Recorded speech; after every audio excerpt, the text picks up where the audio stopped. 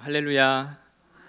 오늘은 아브라함이 엎드려 웃으며라고 하는 제목으로 본문의 말씀을 전하고자 합니다. 오늘도 이 시간 말씀을 주시고 또 우리에게 예배할 수 있는 자리로 인도해 주신 하나님께 모든 영광을 돌리기를 소원합니다. 하나님께서는 아브라함을 부르시고 그의 믿음의 여정을 이끌어 가고 계시는 중에 있습니다.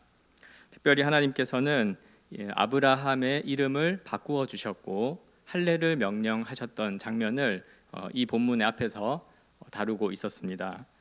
이 아브라함이라고 하는 이름은 이제 여러 민족의 아버지라는 뜻으로 하나님께서 아브라함과 맺으신 이 언약을 통해 구원받은 백성들을 만들어 가시는 그런 본격적인 시작점을 알리는 그런 이름이었습니다.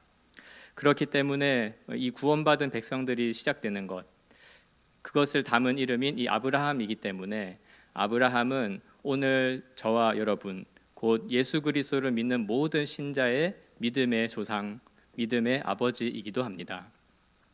특별히 아브라함에게 주신 이 언약이라고 하는 연결고리 때문에 단지 구약 오래전 사람의 이야기가 아니라 하나님께서 주신 이 언약이라고 하는 연결고리 안에 저와 여러분도 아브라함과 함께 묶여져서 하나님 앞에서 구원을 받은 것이라고 할 수가 있겠습니다. 그래서 우리는 이 주일학교를 다닌다면 어린 시절부터 믿음의 조상 아브라함이다 이렇게 불렀던 그런 기억들이 있을 것 같습니다. 그리고 하나님께서는 아브라함에게 이 할례라고 하는 것을 주셨죠. 할례는 포피를 베는 것인데요. 이것은 그 언약을 지키는 자가 이제 신실하게 언약을 이루시는 그 하나님을 철저히 믿고 신뢰한다고 하는 일종의 신앙 고백과도 같은 행위였습니다.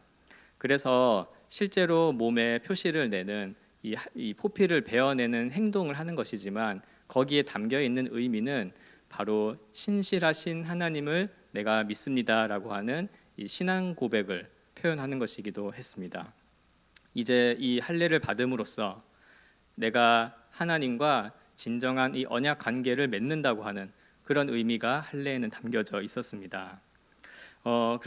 그렇기 때문에 이 아브라함에게 주신 이 할례는 그 당시에 이 할례로 행했지만 이제 신약 시대를 살아가는 저와 여러분은 예수 그리스도에 대한 이 믿음의 신앙 고백을 하고 육체의 할례가 아니라 이제 그 할례가 성취된 이 마음의 할례, 곧 주님이 주시는 성령님을 받음으로써 하나님의 백성이 되어지는 것입니다. 이러한 구원의 감격 또 구원의 내용들이 이 아브라함을 부르셨던 이 창세기 말씀에서부터 시작되고 있는 것입니다.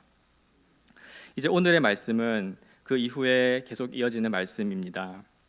15절에 보니까 하나님께서 또 아브라함에게 이르시되 내 아내 사레의 이름을 사레라 하지 말고 사라라 하라고 이 사라의 이름, 아브라함의 아내의 이름도 바꾸어 주시는 것을 보게 됩니다. 사레는 이 아브라함과 동일한 의미를 가진 새 이름입니다. 아브라함이 모든 민족의 아버지라면 사라는 모든 민족의 이제 어머니라고 하는 이름이죠. 그래서 이 언약 백성이 시작되어지는 것, 또 모든 언약 백성의 어머니라고 하는 그런 영광스러운 이름을 가진 이름이라고 할 수가 있겠습니다. 그리고 이 이름을 아브라함이든 혹은 사라이든 창조주 하나님께서 직접 이 이름을 주신다고 했을 때 이것은 얼마나 영광스러운 이름이 아닐까 싶습니다. 그 가운데 이제 아브라함에게 사라의 이름을 바꿔주고 또 이제 복을 주어서 그 사라, 이제 새로 이름이 바뀐 사라를 통해 아들을 주신다고 했습니다. 그리고 그 아들의 이름을 이제 이삭이라 이렇게 말씀을 하셨는데요. 17절에 보니까 아브라함은 엎드려 웃었습니다. 이때 아브라함이 엎드려 웃었다 하고 되어 있는데 이 웃음은 비웃음이라고 하는 의미를 담고 있습니다. 성경을 보면은 이 나중에 롯이 이 소돔 땅에 있을 때 롯의 사위들이 이렇게 롯의 이런 말을 통해서 하나님의 심판을 들었을 때 이제 비웃었던 그런 장면의 단어와 똑같은 단어가 쓰입니다. 창세기 19장 14절에 보면 롯이 나가서 그 딸들과 결혼할 사이들에게 말하여 이르기를 여호와께서 이 성을 멸하실 터이니 너희는 일어나 이곳에서 떠나라 하되 그의 사이들은 농담으로 여겼더라. 여기에서 농담으로 여겼다. 이것이 오늘 본문 17절에 아브라함이 엎드려 웃었다라고 하는 것과 같은 단어입니다. 그러니까 아브라함은 이 하나님께서 사라란 이름도 바꿔주시고 이삭을 주신다고 드디어 말씀을 하셨는데 기쁨으로 드디어 주시는군요 이런 웃음이 아니라 농담으로 여겼던 거예요. 비웃었던 거죠. 그 아브라함에게 그 마음속으로 이른 말이 이거였습니다. 100세 된 사람이 어찌 자식을 낳을까? 또 사라는 90세인데 어찌 출산하리요? 라고 하는 그의 말 속에서 이 아브라함의 웃음의 의미는 하나님의 이 언약에 대한 약속에 대한 일종의 농담으로 여기고 또 비웃음으로 여기는 그런 마음이 있다고 보여집니다. 그래서 아브라함이 현실적으로 이렇게 이스마엘이나 하나님께 잘 살기를 원합니다 이렇게 답을 하는 것을 보게 되죠. 이런 모습은 한편 이 하나님을 떠난 죄인이 하나님께서 주시는 그런 약속과 또 그런 하나님 그 약속을 이루어 가시는 하나님을 믿는 것이 참으로 단순하지 않다는 것을 보여주는 대목이기도 합니다. 또한 이 아브라함이 이제 마음 속으로는 그냥 이스마엘이라도 뭐 하나님께서 언약을 통해 주신 자손이 아니지만 현재 이제 13살이 되어서 무럭무럭 잘 자라가고 있는 아들이니까 이 눈에 보이는 이스마엘이라도 하나님 앞에서 살았으면 좋겠습니다. 이런 마음을 가지고 이렇게 있는 것을 보면 참 우리 이 죄인이 하나님께서 주시는 약속, 그래서 그 약속을 통해 장차 이루어질 구원의 일들보다는 지금 당장 내가 가진 것 그리고 현실적인 것, 내 눈앞에 보이는 것에 굉장히 마음을 두고 있고 또 한편으로는 집착하고 있는 것은 아닌가 생각해 보게 하는 장면이기도 하죠. 그러자 하나님이 말씀하셨습니다. 19절에 보니 하나님이 이르시되 아니라 내 아내 사라가 내게 아들을 낳으리니 너는 그 이름을 이삭이라 하라 하고 내가 그와 언약을 세우리니 그의 후손에게 영원한 언약이 되리라 하고 말씀하십니다. 놀랍게도 하나님께서 이때 아브라함이 이제 엎드려 마음 속으로는 이렇게 비웃음을 가졌지만 하나님께서는 그의 태도를 지적하지 않으시는 것을 보게 됩니다. 어쩌면 하나님의 은혜이기도 하고 또 하나님께서는 이 아브라함의 어떤 처지와 이런 것들을 이해하고 계신 것인지도 모르겠습니다. 대신에 하나님께서는 분명히 말씀하시죠. 이제 아들을 주시고 그의 아들의 이름을 이제 이삭이라 하라. 그리고 그 이삭과 함께 나는 너에게 주었던 그 언약을 계속해서 맺을 것이고 그의 후손들에게 이 언약은 영원한 언약이 될 것이다. 즉 영원토록 그의 후손들이 이삭을 통해서 너의 후손들이 영원토록 이어질 것이다 라고 말씀을 하신 거였죠. 사실 이 장면은 굉장히 의미심장한 장면이겠습니다. 이제 아브라함이 하나님의 부르심을 받았고 자신의 그 본토 친척 아비의 집을 떠난 지 이제 거의 25년이 다 돼서 이제 드디어 하나님이 주시는 모든 이 구원의 계시의 내용들을 또 정보들을 다 알게 된 거였습니다. 그래서 이제 내년에 이제 딱 1년 뒤에 태어날 100세가 되었을 때 태어날 그 이삭이라고 하는 한 아들이 바로 하나님이 이 언약을 통해 주시겠다고 하는 모든 내용이기도 했던 것이죠. 그리고 그와 맺어질 언약을 통해 이제 하나님의 언약은 영원토록 아브라함에게 귀속될 것이고 그 언약을 통해서 영원토록 하나님이 구원을 베푸시는 그 은혜를 주신다는 것이었습니다. 이와 함께 본문에 보면 이 20절에는 그 이스마엘에 대하여서 말씀하시기도 합니다. 그래서 그도 생육하고 번성할 것이고 또 12두령을 낳을 것이다 이렇게 이야기하는데요. 이러한 말씀을 보면은 이제 하나님께서는 아브라함이 이제 이 이스마엘의 운명에 관하여 굉장히 관심이 많았고 또 이스마엘을 굉장히 자신의 마음속으로 좀 품고 있었다는 것을 좀 암시하는 것 같기도 합니다. 그래서 이제 아브라함의 마음도 안심을 시키고 이스마엘도 생육하고 번성하나 그러나 21절에 다시 한번 말씀하시죠. 그러나 내 언약은 그 생육하고 번성할 이스마엘이 아니라 내년에 사라가 낳을 이삭과 나는 언약을 맺겠다. 즉 이제 이 이삭이 바로 하나님께서 아브라함을 부르시고 그리고 언약 가운데 인도하시고 그 언약의 복을 받게 할 언약 자손이라고 하는 것을 말씀해 주고 있는 것이었습니다. 이러한 대화는 하나님께서 이 할례라고 하는 것을 주시던 때였습니다. 그래서 본문의 나머지 말씀은 이 할례가 시행되어지는 장면을 기록하고 있는데요. 22절에 보면 하나님이 아브라함과 말씀을 마치시고 그를 떠나 올라가시고요. 23절에 이에 아브라함이 하나님이 자기에게 말씀하신 대로 이날에 그 아들 이스마엘과 집에서 태어난 모든 자와 돈으로 산 모든 자 곧 아브라함의 집사람 중 모든 남자를 데려다가 그 포피를 베었다고 기록하고 있습니다. 이 모든이라고 하는 단어가 반복되고 있죠. 그래서 하나님이 말씀하신 대로 또 이 날에 하나님이 말씀하신 그 모든 남자들, 이 집안의 모든 남자들에게 할례를 행하는 것을 기록을 하고 있습니다. 이날에 이제 아브라함과 이스마엘과 또 그를 비롯한 모든 집안의 남자들이 할례를 받게 됩니다. 특별히 이 할례를 받았을 때 아브라함의 나이는 99세다 기록하고 있고 또 그의 아들 이스마엘의 나이는 13세다 이렇게 기록하고 있고 또 그 집의 모든 남자들, 특별히 아브라함의 이 피를 이어받은 혈통만이 아니라 심지어 이방 사람들에게서 돈을 주고 사온 노예들, 이방 사람이지만 아브라함의 집안에 있는 모든 남자들이 다 할례를 받았다고 기록을 하고 있습니다. 이것은 이 할례라고 하는 것이 이제 언약을 믿는 자다. 나는 언약을 믿습니다. 나는 언약을 주신 하나님을 신뢰합니다라는 신앙 고백이라고 했었죠. 이러한 신앙 고백이 어떤 신분이라든지 혹은 나이의 차이라든지 혹은 어떤 혈통과 상관없이 모두에게 주어진다고 하는 것을 의미합니다.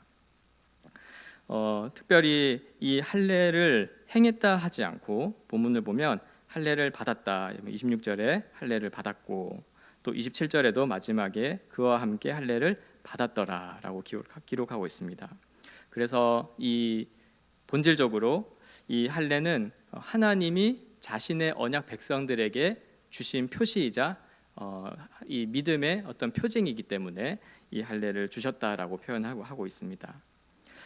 이렇게 하여서 아브라함은 아브라함이라고 하는 새로운 이름도 얻고 또 그의 아내는 그와 더불어 사라라고 하는 새로운 이름을 얻었고 이것은 이제 이 언약 백성이 이제 본격적으로 시작된다고 하는 의미를 담은 것이기도 했습니다. 그리고 그것을 믿음으로 고백하는 할례라고 하는 것을 이 아브라함의 온 집안 사람들이 받게 되는 말씀입니다. 오늘 우리는 이 말씀을 통해서 몇 가지의 하나님이 주시는 메시지들을 생각해 볼 수가 있습니다. 첫 번째로는 아브라함의 웃음입니다. 좀 더 정확하게 해설하자면 아브라함의 비웃음이죠. 아까도 말씀을 드렸지만 하나님의 그 말씀과 그 약속과 또 약속을 실제로 실행해 가시는 하나님을 믿는다는 것은 참으로 단순한 일이 아니라는 것을 우리는 생각해 볼 수가 있습니다. 특별히 하나님께서 그런 언약의 말씀을 주심에도 불구하고 아브라함은 겉으로는 하나님 앞에서 엎드렸고 했지만 그러나 그 엎드린 곳에서 마음속으로는 하나님의 약속을 농담으로 여기고 마치 농담처럼 그게 실제로 이루어지겠습니까? 이렇게 죽은 몸에서 또 이미 오래전에 죽은 아내의 그 죽은 태에서 어떻게 아이가 태어납니까? 그건 말도 안 됩니다. 아무리 하나님이라고 하셔도 정말 그게 되겠습니까? 라고 하는 그런 비웃음이 아브라함의 마음속에 있었죠. 이러한 아브라함의 비웃음 속에서 저는 저의 또 우리의 비웃음의 모습을 보게 되는 것 같습니다. 바로 하나님의 말씀 앞에서 또 하나님의 구원하심 앞에서조차 우리가 때로 믿음이 흔들리고 그래서 우리가 갖게 되는 불신앙의 모습들을 오늘 아브라함의 모습을 통해서 보는 것 같기 때문에 그렇습니다. 이스마엘이나 하나님 앞에 살기를 원하나이다 라고 하는 18절의 아브라함의 말씀은 우리의 불신앙을 잘 대변하는 말씀이기도 하죠. 아마도 이 아브라함은 이러한 말을 마음 속으로 생각했던 것을 보면 언젠가 하나님께서 주시는 언약 자손보다는 이스마엘, 그나마 실제적으로 내가 가진 내 아들, 물론 그의 어머니는 여종이지만 그러나 내 피를 통해서 낳게 되는 이 이스마엘에게 혹시나 하는 기대와 희망을 가지고 있었는지도 모르겠습니다. 만약에 아브라함이 하나님이 약속하신 대로 잘 이루어지지 않은 채 언약의 자손이 없이 만약에 죽게 된다면 자신이 가진 모든 기업과 또 자신의 가장 큰 기업이라고 할 수 있는 이 하나님과의 언약, 이것을 이스마엘에게라도 물려주고자 하는 생각을 품고 있었을지도 모르겠습니다. 그래서 아마 이스마엘이라도 하나님 앞에서 살기를 원한다 하는 대답이 마음속으로 나왔던 것 같습니다. 그러나 하나님은 어떻게 하셨죠?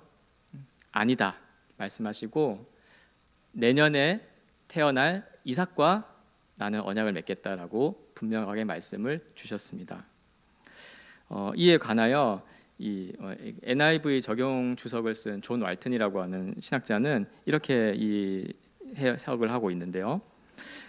어떤 면에서 하나님의 현현 가운데 제시된 이 소식은 아마도 기쁜 소식이 아니라 정신이 번쩍나게 하는, 혹은 아브라함의 모든 기운을 쏙 빠지게 하는 소식으로 받아들여졌을 것이다라고 해설하고 있습니다.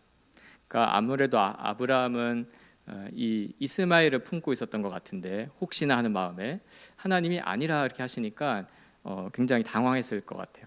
그래서 아브라함의 웃음 속에는 그러한 하나님의 약속에 대한 불신앙, 이런 것들이 담겨져 있다고 볼 수 있는 것이죠. 이것은 단순히 아브라함만의 문제가 아니라 하나님을 떠난 우리 인간의 죄성이 얼마나 깊고 또 심각하게 나타나는지를 보여주는 대목이기도 합니다. 표면적으로는 하나님의 말씀과 부르심을 따라 이동해 오고 있고 또 언약을 맺고 실제로 그 언약에 체결하는 과정들이나 혹은 이방 지역에 위험을 당할 때 하나님이 극적으로 나타나 개입해 주시는 것들을 목격하면서도 그렇게 우리의 믿음은 생겨나고 자라가면서도 또한 우리의 믿음이란 눈에 보이고 내가 가진 것들의 이 현실적인 것들을 두고 하나님의 약속과 말씀과 비교해 가면서 우리가 흔들리기도 하고 또 때로는 하나님의 말씀이 마치 농담처럼 그거는 이루어지지 않을 것 같은 그런 생각을 품기도 하는 것이죠. 그러나 놀랍게도 동시에 이 아브라함의 이 이야기를 통해서 우리는 하나님께서 그 아브라함의 불신앙의 모습, 마음속으로 비웃는 그런 생각들을 책망하거나 그것을 끄집어내어서 혼내지 않으시고 오히려 오래 참으시고 이러한 흔들리는 믿음, 불신앙에 빠져있는 이런 죄인들을 향해서 하나님께서는 신실하게 참으시며 계속해서 구원의 길로 인도해 주신다고 하는 것 또한 보게 됩니다. 그래서 아브라함의 비웃음 속에서는 우리의 신앙의 불신앙의 모습도 보게 되지만 동시에 그런 우리들을 오래 참으시고 지금도 하나님 자신의 언약으로, 말씀으로 구원의 길로 이끌어가고 계신 신실하신 하나님을 보기도 하는 것이죠. 우리는 여기에서 하나님을 찬양하지 않을 수밖에 없습니다. 이러한 아브라함의 비웃음은 또 저와 여러분 가까이에도 있을지도 모르겠습니다. 하나님께서는 우리에게 이미 예수 그리스도를 통해서 구원과 심판의 메시지를 주셨습니다. 지금도 여전히 하나님이 주신 이 말씀을 통해서 또 많은 여러 사역들을 통해서 우리에게 복음을 들려주고 계시죠. 그러나 여전히 아브라함처럼 엎드려 웃고 있는 사람들도 많이 있습니다. 우리가 이렇게 전도를 현장에 나가 보거나 혹은 어떤 관계 속에서 이제 조심스럽게 이제 전도라든지 혹은 교회에 함께 가자라고 하는 말이라도 이렇게 조심스럽게 꺼낼 때가 있는데 그럴 때 보면은 이런 이 모습들이 있죠. 이제 어떻게 보면은 뭐 교회를 다닌다든지 저 같은 경우는 이제 목사니까 이렇게 이제 목사로서 그런 말을 하나 보다. 하셔서 좋은 일 하십니다라고 하지만 겉으로는 그렇게 우호적으로 반응을 해도 속으로는 이러한 믿음을 가지고 있는 것을 비웃기도 하고, 또 우리가 전하는 이 복음의 진리, 오직 예수 그리스도에게만 구원이 있고 믿지 않는 자에게 영원한 심판이 있다는 것을 비웃고 있는 많은 불신자들도 우리 주변에 있는 것을 보게 됩니다. 그런데 그뿐만 아니라 이 예수 그리스도를 믿음으로 이 신앙의 여정을 가고 있는 신자들 가운데에도, 혹은 저와 여러분의 삶의 순간에도 우리는 우리 비웃음, 이런 영적인 비웃음이 우리 안에 있지 않은지를 점검해야 봐야 하겠죠. 우리 안에서도 이 예수님의 이 복음, 이것을 통해 전도가 이루어지고, 또한 이 말씀의 선포를 통해 목회와 이런 교회가 온전하게 세워지고, 실제로 우리의 영혼이 구원받을 뿐만 아니라 이 구원받은 공동체를 통해서 정말 이 세상에서 볼 수 없는 그런 초월적인 공동체, 교회로서 세상에 선한 영향을 끼치기도 한다는 것들, 또 우리 개인의 삶에서는 예수 그리스도의 이 구원의 능력 때문에 우리 안에 변화가 나타나서 정말로 주님을 닮아가는 거룩한 삶, 그런 성화에 이르는 우리의 삶들을 말합니다. 그리고 그 주님께서 반드시 다시 오셔서 이 오래 참으시는 것들을 이제 멈추시고 반드시 영원한 심판을 행하신다는 것들을 우리 안에서 말을 하죠. 그런 말을 듣고 또 그런 말씀이 선포되고 또 그런 생각들을 하나님께서 우리에게 주실 때 겉모습으로는 하나님께 엎드려 있지만 마음속으로는 자신이 경험한 것들, 자신이 현재 처해 있는 상황들을 내세워서 이 하나님의 말씀에 대하여 은근히 이 비웃음에 빠지고 있는 그런 우리의 모습이 있지 않은지 돌아봐야 할 것 같습니다. 그래서 아주 신실하게 때로는 믿음을 발휘하면서 하나님의 부르심을 쫓아 따라가고 있으나 오늘 이 말씀을 통해서 본 것처럼 비웃음에 빠지는 이 아브라함처럼 되지 않도록 우리가 주의하고 또 우리 자신을 살펴볼 필요가 있을 것입니다. 둘째로, 우리가 그런 비웃음에 빠져 있는 것을 알게 되었을 때, 또 그것을 보게 되었을 때 어디에 우리는 소망을 두어야 할까요? 우리가 내가 영적으로 비웃음에 빠져 있구나. 그런데 그것을 아는 것만으로 우리가 바뀌지 않는 것도 우리가 잘 알죠. 하나님의 은혜가 필요하고 우리 주님의 도우심이 필요한 것입니다. 바로 이렇게 하나님의 말씀 앞에서 또 그런 역사하심 앞에서 은근히 엎드려 비웃고 있는 우리에게조차 은혜를 베풀어 주시는 하나님에게 우리의 소망과 또 우리의 희망이 있는 것을 믿습니다. 하나님은 아브라함의 불신앙에도 불구하고 말씀하신 대로 이삭을 주실 것입니다. 저 같으면은 이렇게 비웃고 있는 아브라함에게 뭐라 했을 것 같아요. 정말 나를 못 믿는구나. 안 되겠다. 그냥 한번 다른 사람에게 줘야 되겠다. 다른 사람을 통해서 해봐야 되겠다. 이런 마음이 인간적으로 들 것 같아요. 얼마나 우리가 한 오래 믿어온 사람이 나에게 다른 마음을 품었다는 걸 생각했을 때 드는 배신감은 굉장히 크지 않습니까? 하나님도 이제 그러셨을지도 모르겠습니다. 그러나 하나님께서는 그렇게 하지 않으시고 오래 참으신다는 것이 그냥 봐준다 이게 아니라, 하나님은 원래 아브라함을 택하시고 주신 그 뜻대로 약속하신 말씀대로 이루어 주심으로써 아브라함의 생각을 바꾸어 주시기를 원하고 아브라함에게 이 흔들리는 믿음을 더 견고하게 세우고자 하시는 것을 우리는 보게 되는 것입니다. 아브라함은 자신의 그런 경험이라든지 또 이스마엘을 낳는 과정들을 통해서 또 이 현재 키우고 있는 이스마엘을 보면서 하나님이 주신다는 이 언약 자손보다는 이스마엘을 더 신뢰하고 또 그라도 잘 살기를 바랍니다 라는 마음을 품을 정도였습니다. 이와 같이 인생의 여러 경험들은 우리에게 이런 불신앙을 가져다 줄 수가 있습니다. 또 우리는 정말 연약한 존재들이죠. 그래서 우리가 가진 것들을 이렇게 놓기 힘들어하고 또 그런 것이 흔들릴 때는 우리의 믿음도 같이 흔들리는 것을 많이 경험합니다. 그러면 단순히 믿음이 흔들리는 것이 아니라 오늘 아브라함처럼 일종의 마음속에 어떤 벽을 쌓는 거예요. 하나님에 대한, 또 하나님의 말씀과 그 약속들에 대한 이런 벽을 쌓죠. 그래서 아브라함처럼 정말 그게 되겠습니까? 정말 그런 구원이 가능하겠습니까? 정말 그런 우리 이 공동체가 세워지겠습니까? 라고 하는 일종의 영적 비웃음에 빠지게 만들죠. 그러나 하나님은 어떻게 하시냐니까 그냥 그 벽을 뚫어내시는 거예요. 그냥 너는 아니다 이렇게 제외하지도 않으시고, 혹은 혼내셔서 그 마음의 벽을 빨리 치워라, 빨리 그 마음의 문을 열어라 하지 않으시고, 그냥 하나님은 자신의 주신 언약을, 구원의 약속을 실행해 가심으로 이 마음에 쌓여있는 벽을 뚫어내시는 분이신 것입니다. 그래서 21절에 보면 아브라함이 그런 마음의 생각을 가지고 있어도 하나님은 마치 자신이 갈 길을 가시는 것처럼 내 언약은 내가 내년 이 시기에 사라가 내게 낳을 이삭과 세우리라 이렇게 말씀하시고 분명하게 이삭을 주시겠다, 그리고 이삭을 주시는 것이죠. 하나님은 변함이 없이 하나님 자신의 구원을 이루어 가시는 방식으로 우리의 불신앙을 해결하시고, 또 아브라함의 불신앙을 해결하시고 그 믿음의 회복을 일으켜 주시는 것입니다. 이것이 하나님의 방식입니다. 우리 인간적인 방식을 많이 좀 생각해 보면 우리는 어떻습니까? 이렇게 좀 상대방을 달래거나 또 상대방을 좀 설득시키기 위해서라면 좀 필요하다면 어쩔 수 없이 내 신념을 바꾸기도 하고, 또 내가 호언장담한 말도 이렇게 잘 바꿔가면서 상대방을 얻고자 하는 마음들을 이제 갖게 되죠. 그러나 우리 사람과는 달리 하나님은 결코 자신이 주신 이 언약, 그 약속의 내용을 바꾸지 않으시고 신실하게 이루어 가시는 분입니다.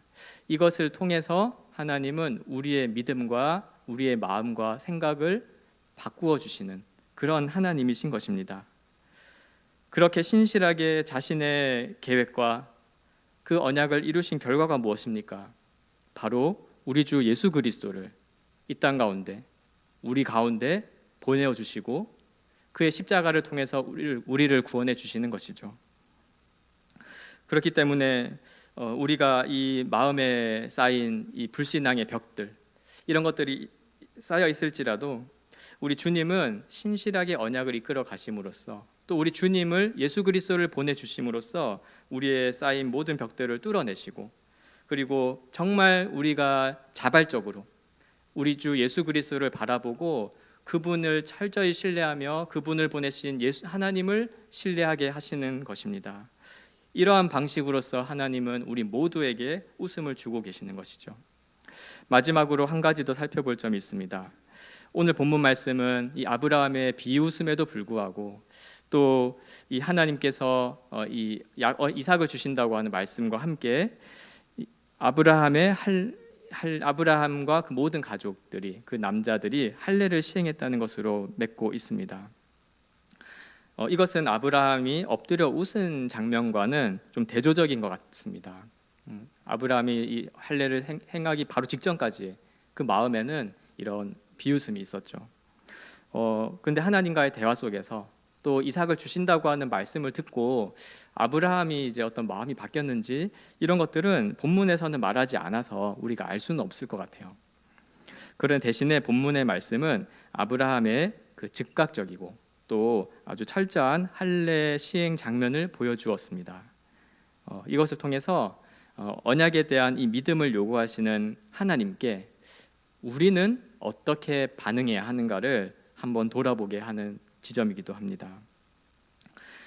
본래 이 할례라고 하는 것은 마음과 귀에 받아야 하는 것이었습니다. 예레미야 6장 10절에 보면 구약 성경에서 내가 누구에게 말하며 누구에게 경책하여 듣게 할꼬, 보라 그 귀가 할례를 받지 못하였으므로 듣지 못하는도다. 보라 여호와의 말씀을 그들이 자신들에게 요구로 여기고 이를 즐겨하지 아니하니라고 함으로써 이 선지자 예레미야를 통해서 이 할례라고 하는 것이 바로 이 귀에, 그러니까 하나님의 말씀을 듣고 그 말씀을 받아들이고 그 믿는 것이어야 한다는 것을 보여주었죠. 사도행전 7장 51절에도 그래서 이런 말씀이 있습니다. 목이 곧고 마음과 귀에 할례를 받지 못한 사람들아, 너희도 너희 조상과 같이 항상 성령을 거스르는도다. 아멘. 이 말씀은 스데반 집사님이 이제 예수님을 거절한 유대인들의 이 불신앙, 믿음 없음을 과거의 그 이스라엘의 불신앙에 빗대어서 책망한 말씀이었습니다. 즉, 이 하나님이 주신 할례라고 하는 것은 그저 남성들의 그 생식기, 포피에 칼을 대어서 표시를 하는 것만이 아니었습니다. 그것은 일종의 상징이었고, 실제로 필요한 것은 마음과 기, 즉 이 할례를 정말 효력 있게 만드는 것은 우리의 마음으로 또 우리의 귀로 우리 주 하나님의 여호와의 말씀을 듣고 믿는 거였어요. 그래서 할례를 받는 것의 본질은, 혹은 할례를 정말 실제로 효력화시키는 것은 바로 믿음에 있다는 것이었습니다.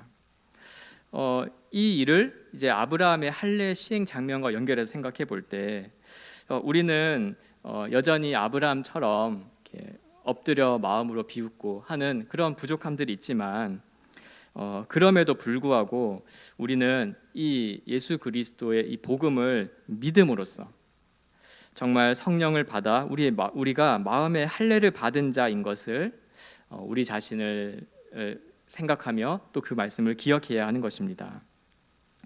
이 주신 복음과 특별히 이 할례가 상징하는 믿음, 이 믿음을 통해서 오늘 나도 이 마음으로부터 하나님의 백성인 것, 마음과 귀에 할례를 받아 그분의 말씀을 청종하고 그분의 말씀을 붙들고 살아가는 하나님의 언약 자손임을 자랑스러워하고 살아가야 한다는 것입니다. 그래서 내가 하나님의 언약 백성인데, 예수 그리스도 안에서 할례를 받은 백성으로서 내가 정말 웃으면서 신앙생활을 하는 것인지, 아니면 은근히 비웃으면서 신앙생활을 하고 있는 것인지를 돌아볼 필요가 있는 것이죠. 그리함으로써 우리의 신앙생활은 어떠한 습관적인 신앙이라든지 어떤 종교생활에 머무르는 것이 아니라 우리 주 예수 그리스도 안에 있는 언약 백성으로서의 복된 삶과 기쁨을 얻는 그러한 삶이 되어야 할 것입니다. 하나님은 그러한 신앙의 삶으로, 그런 믿음의 길로 오늘 아브라함을 인도하고 계시고 저와 여러분을 인도하고 있는 줄로 믿습니다. 말씀을 맺습니다. 오늘 아브라함은 이삭의 출생을 약속하시는 하나님의 말씀을 듣고도 자신의 경험을 내세워 엎드려 비웃고 말았습니다. 이는 은근한 불신앙의 모습을 비추어 준 것이었습니다.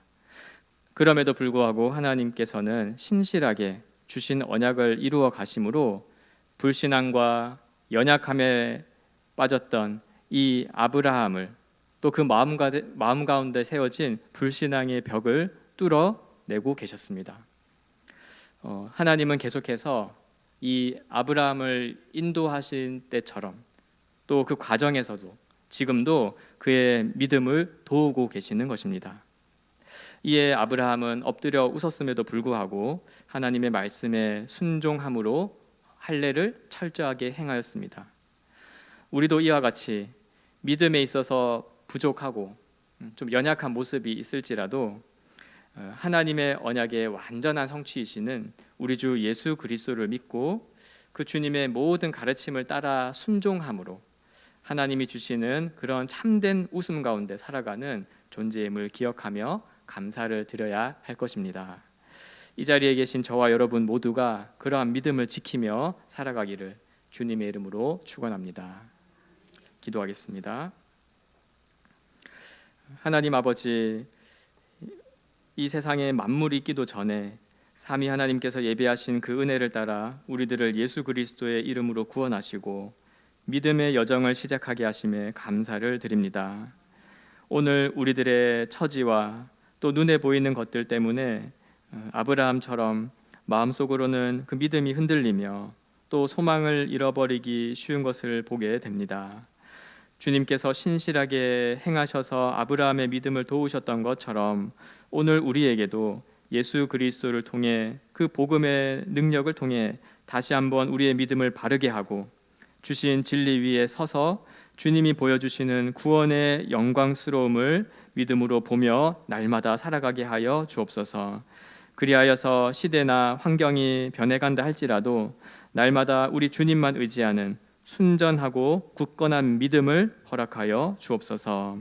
이 모든 말씀을 살아계신 우리 주 예수 그리스도의 귀하신 이름으로 기도합니다. 아멘.